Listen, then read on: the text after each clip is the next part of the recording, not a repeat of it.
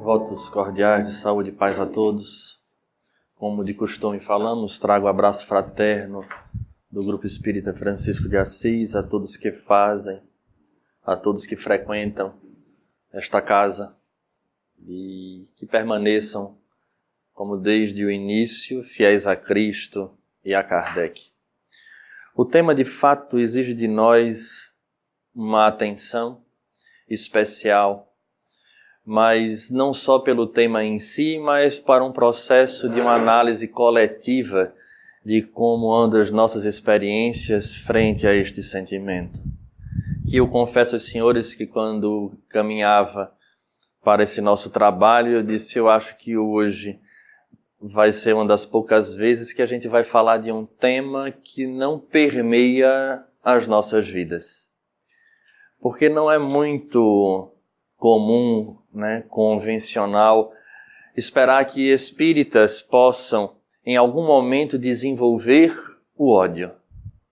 Acho que já faz parte de um processo histórico que está guardado aí nas páginas passadas de outras existências, mas que hoje não encontra espaço nem materialidade. No entanto, ainda assim nós iremos observar o Evangelho segundo o Espiritismo, nos chamando a atenção, porque como sabemos que a lei que rege e a lei onde se encontra todas as leis é a lei de amor. E, obviamente, dentro desse contexto, Jesus nos solicita o amor aos inimigos, nos chamando a atenção de que se nós só amamos aos amigos ou aqueles que gostam de nós, não estaremos fazendo nada além do que até aqueles que muitas vezes prejudicam também fazem. O grande desafio é sair dessa condição de si próprio, compreendendo o outro. Mas, ainda assim, torna-se desafiador no momento em que estamos numa sociedade que apresenta-se tão cheia de estímulos. E, lamentavelmente, quase que como num movimento atávico, cíclico, iremos observar aqui e acolá movimentos do ódio ou até mesmo onde nós iremos questionar este processo da evolução, desse crescimento social frente às situações que estamos enxergando no dia a dia. Não adianta lançarmos nem prescrevermos medicação para os outros indivíduos. É necessário sim compreendermos em nós essa realidade e mudando esse panorama interior, aí sim nós teremos a condição de influenciar, porque o exemplo verdadeiramente arrasta. Inúmeros estudiosos vão trazer as suas bases, dependendo da ciência que abraça, para explicar o surgimento deste sentimento de tamanha distonia, destrutivo, que é o ódio. Aqueles que vão estudar circuitos cerebrais, outros que falam da nossa própria evolução antropossócio-psicológica, em que o ódio está relacionado a esse nosso fenômeno evolutivo quando lutávamos pela própria sobrevivência. Outros até na linha freudiana vão falar que o ódio encontra-se ligado às pulsões de morte e a partir daí nessas teorias diversas iremos mergulhar e não podemos dizer que uma delas esteja mais ou menos certa, mas a necessidade de entendermos a origem em nós e numa análise fria, por que não dizermos, fazermos uma projeção de se ela, mesmo velada através de outras ações, não anda marcando a nossa existência, nem preparando futuros dolorosos. Eu gostaria de solicitar uma figura de um mito que muitos de nós conhecemos para compreendermos essa questão do ódio, porque a doutrina espírita, obviamente a mensagem trazida pelos espíritos, diz de forma enfática que as chagas da humanidade encontram-se em dois elementos, no orgulho e no egoísmo. Mas o ódio é algo que marca, onde nós observamos uma atuação direta, porque dificilmente ela permanecerá ali guardada no indivíduo. Se bem que há teóricos que dizem que o próprio processo do suicídio, às vezes, está relacionado a este sentimento de ódio, onde o ser não consegue externar por outra pessoa ou situação, e não tendo a coragem de exterminar aquele que lhe causa, extermina a própria existência para não ferir outrem. Então começamos a perceber que o ódio tem uma amplitude muito grande. E é exatamente através de um mito que nós gostaríamos de fazer algumas considerações sobre o ódio. E a posteriori, indubitavelmente, trazermos a perspectiva espírita que vai muito além do que uma análise tradicional materialista. Muitos de nós conhecemos um mito que, obviamente, existem algumas vertentes, mas todas elas nos dará e nos levará ao mesmo ponto, que é o mito de Narciso, onde nasce o narcisismo. E aí nós vamos lembrar que existia, o encontro de Céfiso e Liríope, que era uma ninfa. E ao encontro desses dois ela fica grávida da figura de Narciso. Ambos vão em busca de um oráculo para saber como seria o futuro desta criança. E o oráculo diz a eles que ele teria uma vida muito longa, desde que em nenhum momento ele tivesse a condição de analisar a sua própria feição. Não compreenderam, obviamente, mas guardaram esta informação. Narciso então cresce e uma criança passa a um adulto jovem de rara beleza, chamando a atenção de mulheres e de homens, onde, segundo relata a mitologia, inúmeras ninfas se apaixonavam por ele, em especial a figura de uma delas chamada de Eco. Eco, segundo relata a mitologia, passa a ter por ele um amor incondicional. No entanto, Narciso era extremamente vaidoso, orgulhoso, e desprezou, como desprezava a todos, também desprezou a figura de Eco. Aquelas ninfas, então, doídas pelo comportamento de Narciso, solicitam uma deusa chamada Nemesis para que ela pudesse castigá-lo e dar àquele rapaz uma lição. Ela, então, lança sobre ele este feitiço, onde ele teria como punição a condição de apaixonar-se pela sua própria imagem. Indo ele tomar uma água exatamente no local onde era o rio onde a ninfa Eco tomava conta, no momento em que ele se baixa e se debruça, depara-se com a sua imagem. A partir dali fica ele no banco do rio a embelezar-se até o momento em que definha, chegando ao processo da morte. Há uma outra vertente que diz que, na verdade, ele se suicida, o que não deixa de ser a mesma realidade, porque vai haver o suicídio consciente e o inconsciente, onde ele não consegue alcançar o objeto do seu desejo, possuir o objeto do seu desejo, que era ele próprio. A priori, surge a figura do narcisista, do indivíduo que é vaidoso. No entanto, precisamos ir um pouco mais profundo neste mito e percebermos que havia uma autovalorização ou uma excessiva valorização da sua persona, daquilo que ele apresentava. Assim, os estudiosos da psicologia, observando este mito, começam a enxergar em algumas vertentes que a causa da raiva e do ódio que pode vir a surgir, dependendo da situação, passa exatamente pela condição de indivíduos que são narcisistas. Ou seja, que começam a projetar um excesso de importância à sua personalidade, começando a eleger e acreditar naquilo que ele tem e merece, do que aquilo que ele não tem e que ele não merece. A partir do momento em que os indivíduos começam este processo de uma valorização excessiva, colocando-se numa posição onde ainda não está, cria-se uma expectativa relacionada às pessoas que nos cercam. De tal forma que essa expectativa, quando ela não é alcançada, gera no indivíduo uma frustração. E esta frustração poderá expressar-se de diversas formas, inclusive o ódio. Eis aí a base psicológica, se é que nós podemos assim falar, dessa estrutura do sentimento. Daí, como a doutrina espírita, ela é uma doutrina de propostas, e a melhor delas é a condição de autoconhecer-se. Vejamos quantas situações difíceis nós enfrentamos no dia a dia por este processo do nosso narcisismo, que muitas vezes sequer nós identificamos.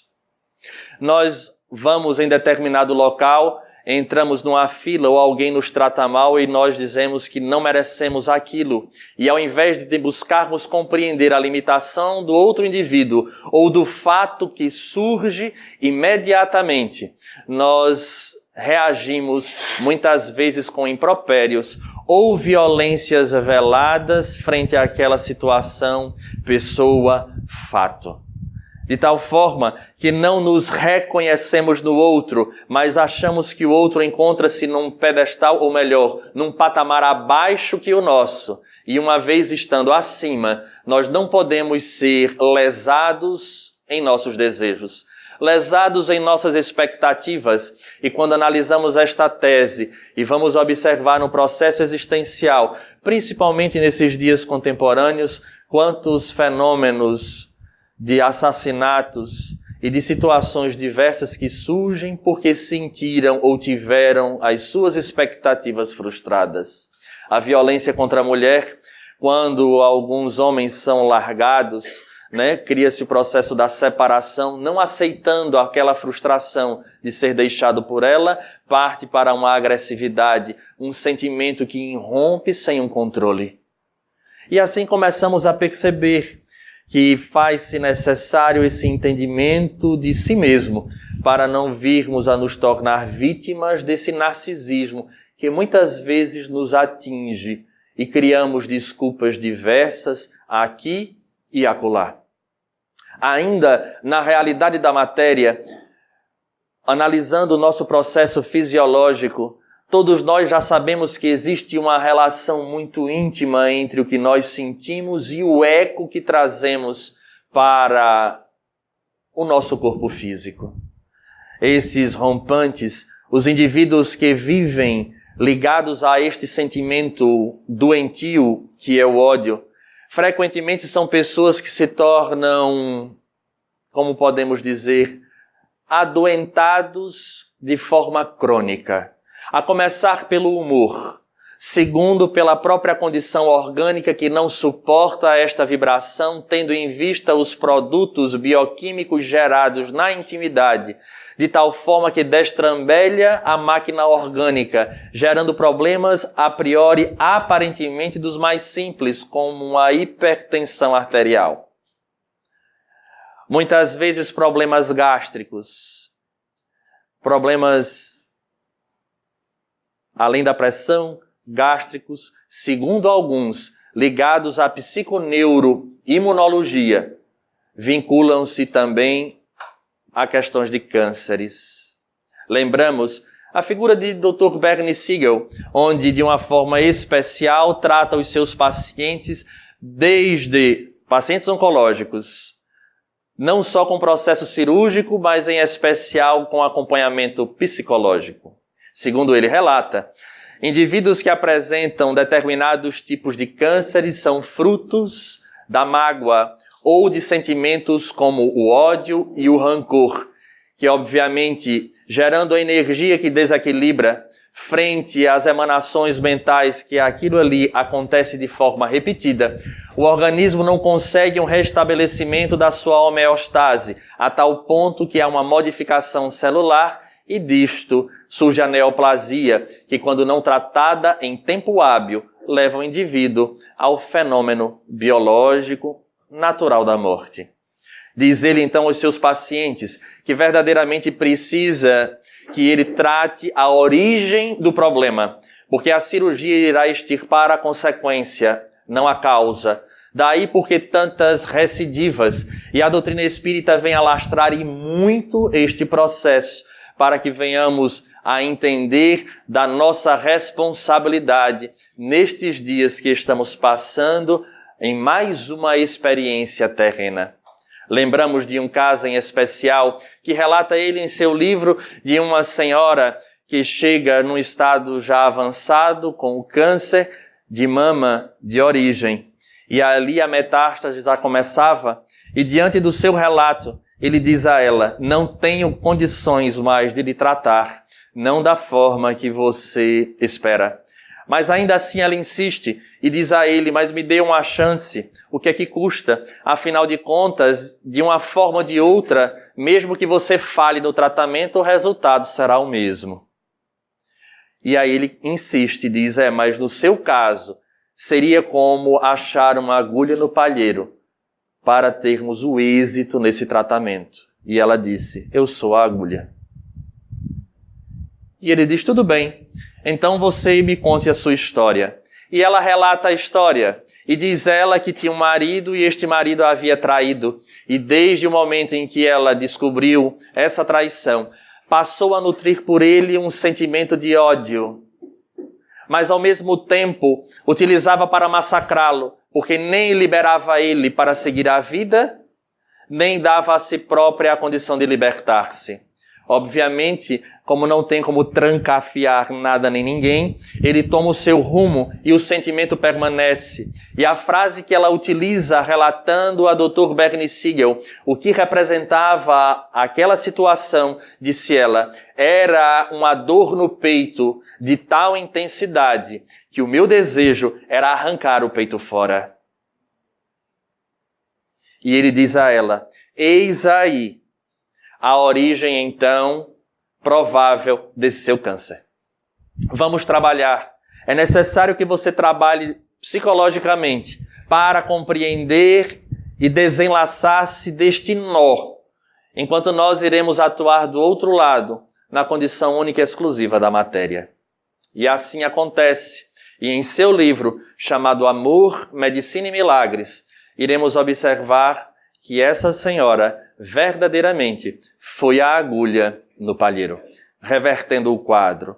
Obviamente que há inúmeros outros fatores que devem ser avaliados. No entanto, gostaríamos de frisar essa condição de quanto este sentimento, ele torna o indivíduo limitado, inclusive na sua capacidade intelectiva e emocional.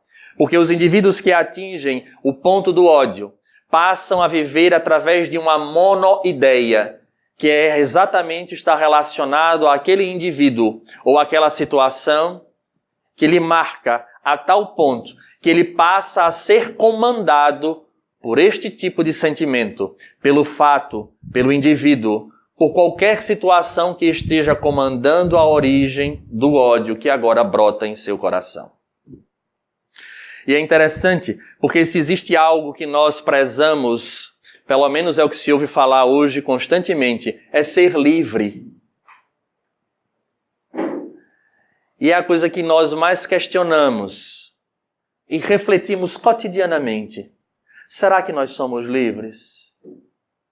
E dessa vez, não falo apenas relacionado ao nosso tema de hoje, do ódio. Mas quando se fala dessa busca dessa liberdade, somos presos a tantas coisas, a tantas buscas, a tantos sentimentos e emoções inferiores e não nos apercebemos, porque a liberdade que nós classificamos é a capacidade apenas de ir e vir, quando a liberdade é um sentido muito mais profundo, não à toa que Jesus dizia, conhecereis a verdade e ela vos libertará. Libertar de quê? É uma pergunta que nós devemos nos fazer. E essa monoideia que permeia os indivíduos que são portadores desta doença chamada ódio, ela asfixia, ela é um cárcere. E na medida em que o indivíduo sente-se preso, a porta de saída, a falsa porta de saída que se apresenta é a porta da vingança. Porque frequentemente quem tem ódio não consegue viver dessa forma, porque antes definha ou ele sai desse mecanismo através da porta da vingança. E essa porta da vingança, ela nos leva a situações das mais diversas. E é exatamente essas que nós precisamos analisar, se talvez ainda nem chegando nesse patamar de ódio, que é o ideal que jamais cheguemos, mas raiva, contrariedade, todos nós temos. E será que até mesmo neste patamar que não seria o ódio materializado, mas a raiva, será que não nos serve, inclusive, para optarmos pelas mesmas saídas? Que nessa análise ainda que estamos fazendo material, já não seria um dano para nós? Quando o ódio, então, asfixiando o indivíduo, apresenta essa pseudo-saída, a primeira delas é a condição de prejudicar na vingança a própria existência. E não serão poucos os relatos de indivíduos que alimentam o ódio durante anos e num primeiro momento ou situação bem elaborada que pode vingar-se desse indivíduo, chega inclusive a extinguir a existência daquele seu inimigo aparente. E vejamos bem a frase, inimigo aparente. E surge um problema por consequência, que como era uma monoideia, como o indivíduo trazia o único foco, o objetivo existencial daquele ser passou a ser a vingança. E no momento em que ele mata, entre aspas, o seu inimigo, o objetivo da existência se perde. E agora o que fazer? Iremos observar inúmeros caírem em processos depressivos e às vezes chegando até ao abismo do suicídio, porque a vida perdeu sentido, porque o sentido dela era materializar o ódio através da vingança. Daí começamos a perceber que de fato o ódio é uma doença, não é outra coisa. Porque o indivíduo portador deste sentimento, ele não encontra paz. E não tem quem consiga viver uma existência inteira alimentando-o. E na linha de raciocínio da psiconeuroimunologia, sem adentrarmos na realidade do espírito, veja como fica fácil entendermos a concretização das doenças psicossomáticas. Já que é uma doença da alma, que frequentemente ela está de forma cíclica atingindo o indivíduo porque se torna uma monoideia, o organismo precisa botar para fora todo esse lixo. E não há outra forma de colocar este lixo para fora que não materializando em si a própria doença, para que através de um tratamento físico extirpe o que vai na alma. Nós não fazemos aqui nenhuma análise espiritual ainda. Estamos fazendo só uma análise ainda dentro desse contexto científico. Porque na hora em que o indivíduo, isso já é comprovado, quando tem sentimentos negativos, a imunidade baixa. E para quem não está lembrado, indivíduos com baixa imunidade são propensos ao desenvolvimento, por exemplo, do câncer. Então, na hora em que nós nos alimentamos desta monoideia cíclica, chega uma hora em que o organismo precisa, porque encontra-se contaminado, saturado por demais, é necessário materializar, externar, colocar para fora, expurgar. Porque ela não suporta mais, o corpo humano não suporta mais esse tipo de emanação de lixo que está sendo guardado. Então começamos realmente a ver uma lógica naquilo que se fala quanto ao sentimento de ódio. Mas não fica por aí. E aí vem a contribuição da doutrina espírita. Primeiro, nos trazendo conhecimento nessa perspectiva material e abrangendo-se para o ser eterno. E nos chamando a atenção para as facetas ou portas e janelas dessas saídas. A primeira delas seria a execução dessa vingança através de extirpar a existência de outrem. Mas existe uma outra maneira que nós gostaríamos, inclusive, de recorrer a uma passagem do Evangelho que deve ter sido trabalhado aqui, acreditamos, semana passada, se não nos falha a memória, já que hoje está se falando do ódio, deve ter falado da vingança. E ele diz assim, e prestemos bem atenção, porque se nós não nos achamos capazes de extirpar, de exterminar a vida de ninguém, às vezes fazemos um tipo de mal também pela porta da vingança e achamos que nada demais há nisso, diz o Evangelho, quando o seu ódio não chega a tais extremos, e ele chama extremos a condição de ir lá e de matar a pessoa. Ataca-o então na honra e nas afeições. Não recua diante da calúnia e suas insinuações pérfidas, habilmente espalhadas a todos os ventos, se vão avolumando pelo caminho. Desse modo, quando o perseguido se apresenta nos lugares por onde passou o sopro envenenado do perseguidor, espanta-se ao deparar com semblantes frios, em vez de fisionomias amigas e benevolentes que outrora o acolhiam. Fica estupefato quando mãos que se lhes estendiam agora se recusam a apertar as suas. Enfim, sentem-se aniquilado ao verificar que os seus amigos mais caros e parentes se afastam e o evitam. Ah, o covarde que assim se vinga é 100 vezes mais culpado do que o que enfrenta o seu inimigo e o insulta em plena face. Veja a chamada de atenção que os Espíritos nesse momento nos trazem. Porque toda vez que falamos de ódio, nós pensamos apenas nas consequências de uma vingança física. E essa? E essa? Porque o ódio tira a capacidade do indivíduo ter raciocínio. Porque nos aproximamos da justiça quando temos a condição de escutarmos ambos os lados, observando que ali há seres humanos. E é exatamente neste capítulo que a doutrina espírita nos abre a perspectiva de que se Deus é soberanamente justo e bom, e que a sua providência a tudo preside, há uma razão pela qual nós estamos nos encontrando. Não é para que se concretize a vingança, porque a lei, ela não é a lei de talião, ela é uma lei de amor.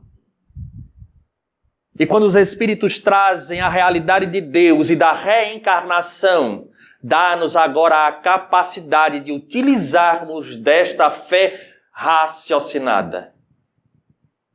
E baseados no conteúdo que a doutrina traz, reavaliarmos a nossa conduta. Porque aquele agora que se apresenta como um indivíduo perseguido por nós porque é o foco do nosso ódio, se não encontramos nada na atual existência que nos chame a atenção por uma condição de uma antipatia natural ou gratuita, é porque está nesse passado. Mas se a lei é de amor, por que eu me encontro? Ou melhor, por que me reencontro? Exatamente para que uma vez entrando em contato com esta lei que rege o universo, nós não venhamos a perder tempo. E nós gostaríamos de lembrar de alguns fatos. Primeiro deles é que existe uma coisa chamada planejamento reencarnatório. E no planejamento reencarnatório, o que há de mais grave, porque até então todo mundo sabe que há o planejamento, mas existe um detalhe que nós esquecemos quase que cotidianamente. É que o planejamento reencarnatório é algo desenhado para dar certo e não para dar errado. Se alguém porventura agora passa por uma grande dificuldade, deve questionar onde nós temos a responsabilidade frente a esta dificuldade, porque isso está acontecendo,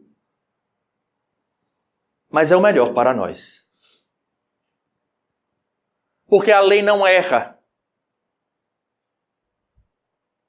E é isso que faz mudar toda a perspectiva dessas nossas relações com arestas. Tenhamos a consciência de que Jesus Cristo, um Espírito que dispensa a apresentação, foi à cruz pelo ódio daqueles que o perseguiam por não compreender a sua mensagem. No entanto, ele em nenhum momento alimentou-se deste sentimento. Não se alimentou. Mas aqueles que o levaram, sim. Vejamos que isso fala diretamente a cada um de nós.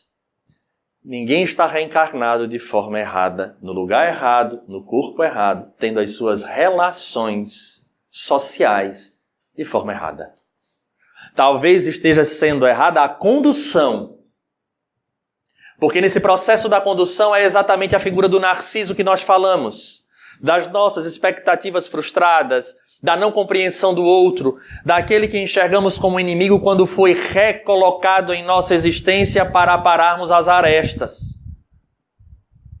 Daí a doutrina espírita começa a trazer agora as suas informações fundamentais.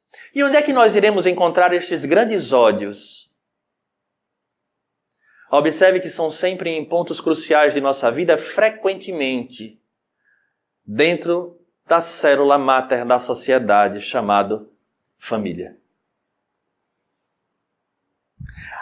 O desenho trazido pela própria providência divina é colocar o indivíduo ali para que possa ser amparado, para que se desenvolva o valor do amor que supera, que suplanta a condição do ódio. Mas é exatamente pela falta da condução racional, lúcida, que nós não gostamos de passar pela porta estreita, que vivendo essa zona de conforto, estimulamos a nossa inércia, que é continuar no movimento, mesmo que ele pare. Numa nova existência, numa nova roupagem, ainda temos a tendência, porque há pessoas que nós olhamos assim e dizemos, mas rapaz, não bati. Parece que não foi o negócio. O negócio não tá completo. E assim a gente vai ver que o livro dos Espíritos nos fala sobre essa realidade. Porque na hora em que os Espíritos falam de que nós somos espíritos imortais e que já transitamos no tempo ao longo de inúmeras e inúmeras existências e ainda teremos para frente, daí nós falávamos no início, eu acho que é um tema que não versa sobre nós, porque como espíritas já não cabe ter sentimento de ódio. Allan Kardec, sabendo dessa condição das simpatias, das antipatias terrenas, na questão 391, ele pergunta aos espíritos, a antipatia entre duas pessoas nasce primeiro naquela cujo espírito é pior ou melhor? Veja a pergunta capciosa que Allan Kardec faz. Esse sentimento de antipatia, né? Porque na hora que ele dissesse é no pior, estaria classificando, fazendo distinção entre os espíritos. E eles já falam que, na verdade, o mal nada mais é do que a ignorância do bem. Olha a resposta que os espíritos dão. Em ambas. Em ambas. A antipatia entre duas pessoas nasce primeiro naquela cujo espírito é pior ou melhor? Em ambas. Mas as causas e os efeitos são diferentes. As causas e os efeitos são diferentes. Um espírito mau antipatiza com qualquer um que o possa julgar ou desmascarar. Ao ver pela primeira vez uma pessoa, logo sabe que vai ser censurado. Seu afastamento dessa pessoa se transforma em ódio, em inveja e lhe inspira o desejo de praticar o mal. O espírito bom sente repulsão pelo mal, por saber que este não o compreenderá e porque não compartilham dos mesmos sentimentos. As causas são diferentes. Um vai se sentir frustrado e talvez exposto. O outro, por sua vez, não vai sentir a sintonia, o padrão, a parceria. E porque não compartilham dos mesmos sentimentos, porém, seguro de sua superioridade, não alimenta ódio nem inveja contra o outro. Contenta-se em evitá-lo e lastimá-lo. Eis a postura de quem verdadeiramente adota o entendimento de que nós temos uma diversidade na Terra. Por sua vez, compreendendo essa realidade da reencarnação, essas dificuldades então dos lares, dos locais de trabalho, de indivíduos que por pouca coisa o nosso nível de tolerância é muito mais baixo, é um indicativo para cada um de nós que existe uma história prévia. Prévia.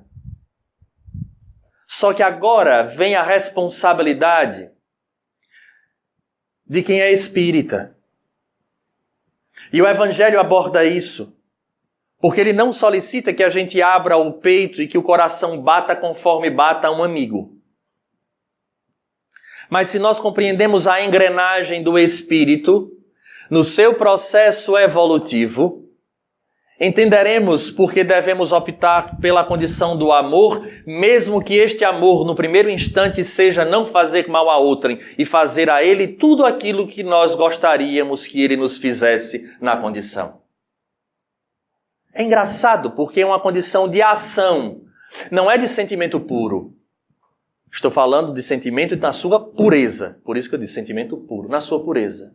Faça ao próximo o que gostaria que o próximo lhe fizesse. A ação. Porque o sentimento ele só se desenvolve na medida em que a gente evolui. Mas a ação correta nós podemos ter hoje. Hoje. E aí, obviamente, começamos a observar os desdobramentos.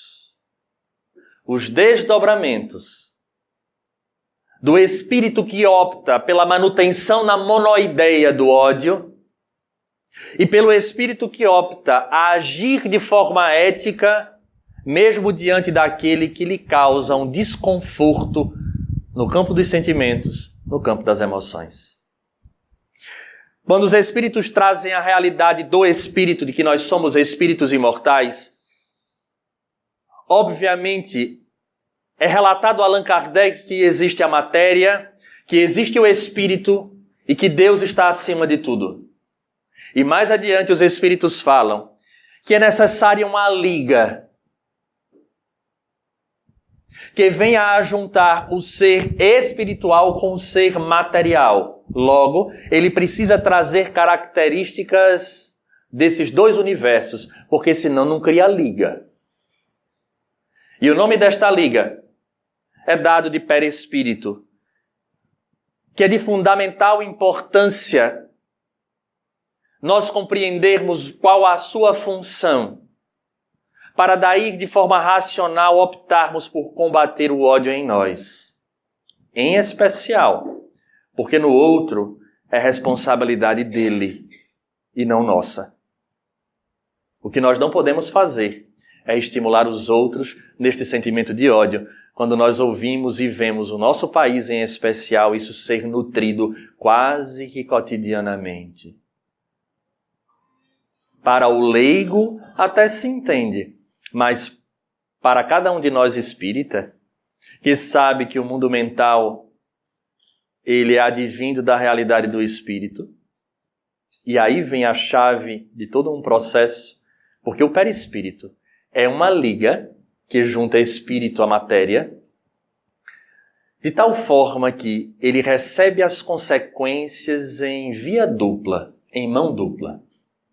Para que venhamos a entender o que estamos querendo, até porque irá agora materializar o que os indivíduos que estudam a psiconeuroimunologia falam. Quando o espírito pensa, o perispírito transmite para essa estrutura cerebral, onde decodifica e nós estamos aqui na inter-relação. No entanto, a consequência das nossas ações, elas também voltam corpo via perispírito para o espírito e encontra marcado como um DNA. Daí o próprio espírito Manuel Filomeno de Miranda, em inúmeras obras, em especial temas da vida e da morte, com uma riqueza de detalhes, nos fala dessa capacidade especial do perispírito de captar a estrutura do nosso pensamento e deixar arquivado. Prestemos atenção. O que eu penso, eu arquivo. O ódio, por sua vez, como ele é um pensamento destrutivo, ele gera um profundo desequilíbrio e o perispírito adquire essa característica. Mas há uma informação que passa desapercebido muitas vezes de nós, quando disseram que nós somos criados simples e ignorantes, saídos da mão do Criador. Muito bem. Quando nós olhamos os atributos da divindade, não há absolutamente nada de negativo nele. Então, em essência,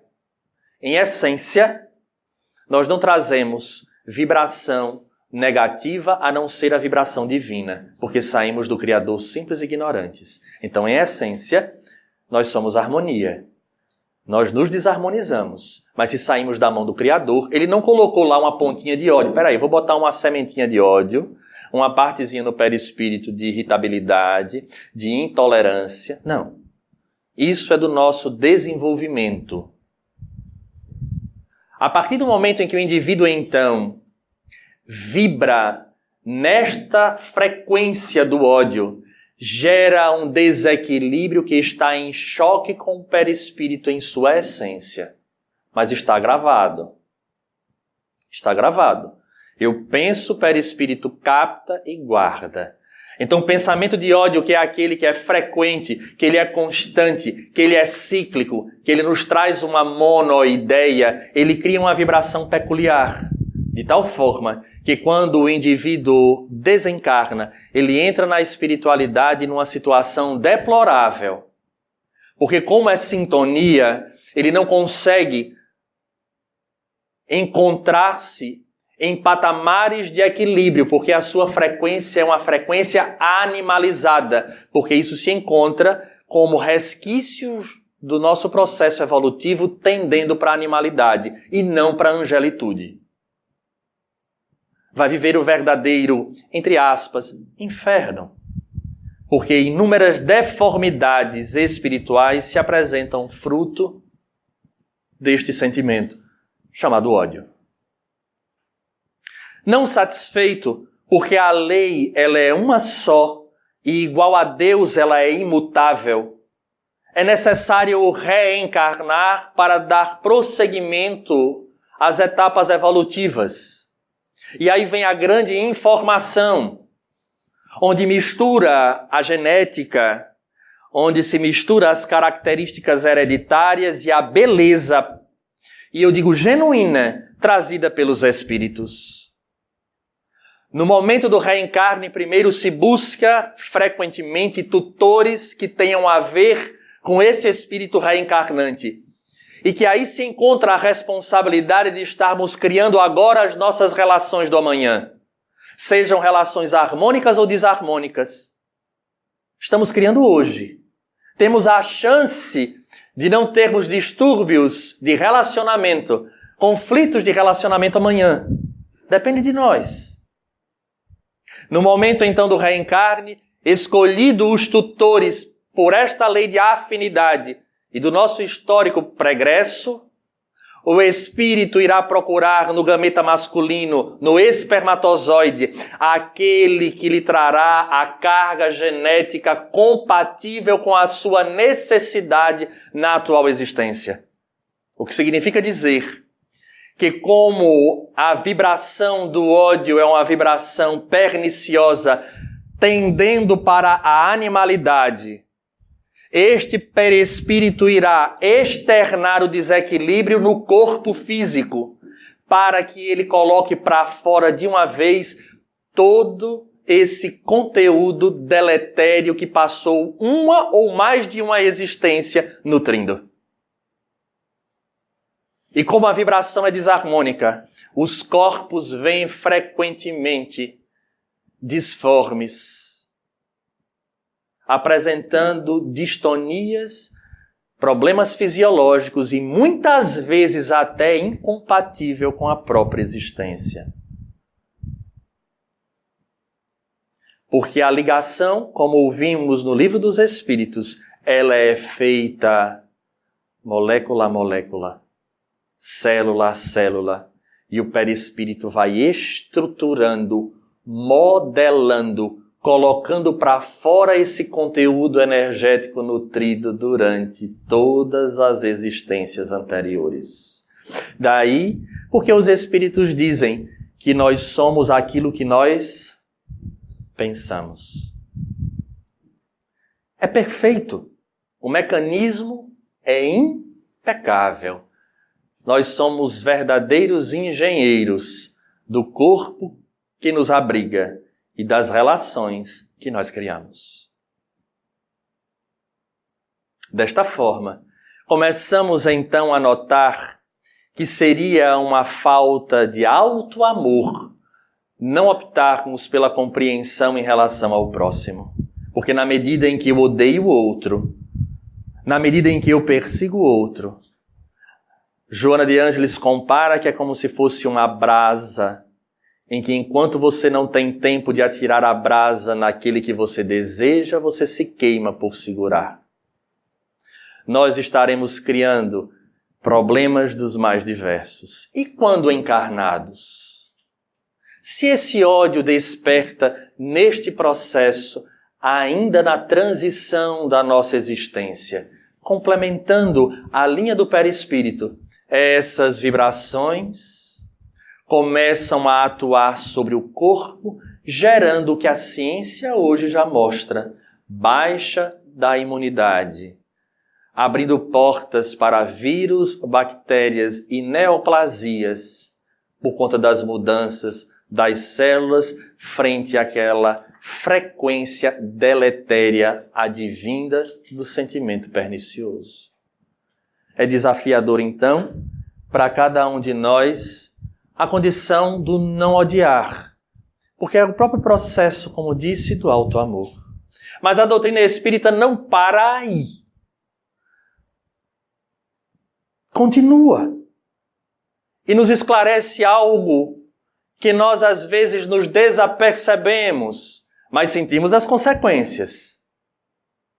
Porque criou-se a cultura de que diante daquele ódio que nós trazemos, em especial, historicamente falando mais para trás, às vezes havia o duelo, ou então armava-se uma emboscada para extinguir a vida do indivíduo que alimentava-nos o foco do nosso ódio. E aí vem a surpresa, porque a doutrina espírita diz que o mundo original é o mundo dos espíritos. E como é o mundo dos espíritos, na hora em que nós extinguimos ou tentamos extirpar a vida de alguém, esse alguém retorna e, alimentado pelo ódio que agora vibra dos dois lados, cria-se uma sintonia direta entre aquele agora que era o algoz com a sua vítima. E esse, por sua vez, se não for um espírito elevado, optando pelo perdão, pela tolerância, pela compreensão, passará a ser o algoz de agora. E o indivíduo encarnado, a vítima. Chamando dentro do universo da doutrina espírita os processos ou os fenômenos obsessivos. E aí a gente diz, mas de onde é que vem? Eu nunca fiz mal a ninguém, E aí começa a tecer muitos comentários. Mas quem de nós pode garantir? E os espíritos nos dão então um lampejo. Observa as tuas más inclinações de hoje e eleva isso a N. É provavelmente a nossa realidade num passado próximo. Se ainda alimentamos então rancor, raiva, algum tipo de sentimento negativo, o que não fazíamos numa existência passada? Se ainda utilizamos hoje a ferramenta da maledicência para que esse indivíduo chegue e ali encontre pessoas que simplesmente compraram a ideia que foi vendida e agora sente que antes tinha a mão calorosa e agora não tem, é exatamente a mesma realidade. Se estamos então nessa perspectiva de responsabilidade, o ódio, se podemos ter algum inimigo, é o nosso inimigo número 1. E há uma frase extraordinária que Chico Xavier relata e nós trouxemos, inclusive, escrita para não ter perigo de falar só o sentido. Porque até nisso a doutrina espírita ela é genuína. Diz assim: o ódio que julgas ser a antítese do amor não é senão o próprio amor que adoeceu gravemente.